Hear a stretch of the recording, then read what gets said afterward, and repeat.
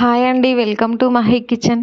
Stove వెలిగించే పని లేకుండా రైస్ కుక్కర్‌లో ఈజీగా ఎంతో టేస్టీగా టమాటా రైస్‌ని ఎలా ప్రిపేర్ చేసుకోవాలో తెలుసుకుందాం. ముందుగా ఒక 6 టమాటోలని తీసుకోండి. దాంట్లోంచి 3 టమాటోలని చిన్న ముక్కలుగా, 3 టమాటోలని పెద్ద ముక్కలుగా కట్ చేసి పక్కన పెట్టుకోండి. అలాగే 2 ఉల్లిపాయలోంచి ఒక ఉల్లిపాయని పెద్ద ముక్కలుగా, ఒక ఉల్లిపాయని చిన్న చిన్న ముక్కలుగా కట్ చేసి పక్కన ఉంచుకోండి. ఒక 10 పచ్చిమిర్చిని 2 ముక్కలుగా కట్ చేసి పెట్టుకోండి. అలాగే ఒక క్యారెట్‌ని చిన్న ముక్కలు చేసి పక్కన పెట్టుకోండి. ఇప్పుడు ఒక మిక్సీ గిన్నెలో ఒక 4 కాజులని, అలాగే మనం పెద్దగా కట్ చేసి పెట్టుకున్న ఉల్లిపాయ, టమాటా ముక్కల్ని కూడా వేసుకొని మూత పెట్టి వీడియోలో చూపిస్తున్నట్టుగా మెత్తగా గ్రైండ్ చేసుకొని పక్కన పెట్టుకోండి. తర్వాత రైస్ కుక్కర్‌ని ఆన్ చేసుకొని దీంట్లోకి ఒక 6 టేబుల్ స్పూన్ల వరకు ఆయిల్‌ని వేసుకోండి.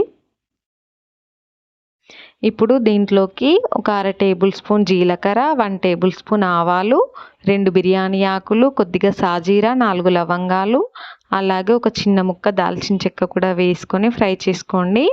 ఇది మంచిగా ఫ్రై అయిన తర్వాత మనం సన్నగా తరిగి పెట్టుకున్న ఉల్లిపాయ, పచ్చిమిర్చి ముక్కల్ని కూడా వేసి మూత పెట్టి ఫ్రై చేసుకోండి. ఇలా మంచిగా ఫ్రై అయిన తర్వాత మనం కట్ చేసి పక్కన పెట్టుకున్న క్యారెట్, అలాగే టమాటో ముక్కల్ని కూడా వేసి మంచిగా కలుపుకోండి. తర్వాత దీంట్లోకి మన రుచికి సరిపడా ఉప్పును కూడా వేసి మూత పెట్టి ఫ్రై చేయండి.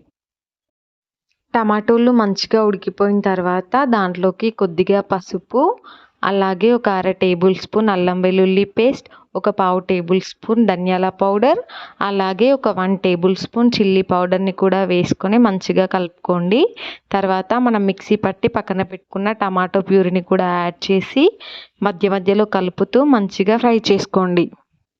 ఒక 2 గంటల ముందుగానే బియ్యంని కడుక్కొని నానబెట్టి పక్కన పెట్టుకోవాలండి. ఒక గ్లాస్ బియ్యంకి 2 గ్లాసుల వాటర్ పడుతుంది.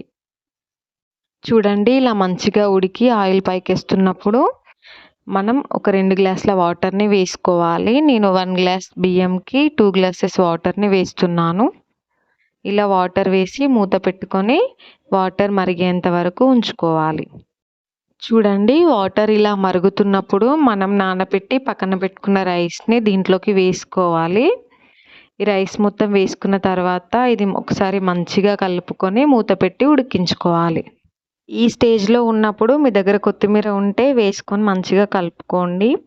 నా దగ్గర లేదండి, అందుకే నేను వేయలేదు. అంతే అండి, మన వేడివేడి tomato rice ready. Thank you. Video నచ్చితే లైక్ చేయండి, సబ్స్క్రైబ్ చేయండి, కామెంట్ చేయండి.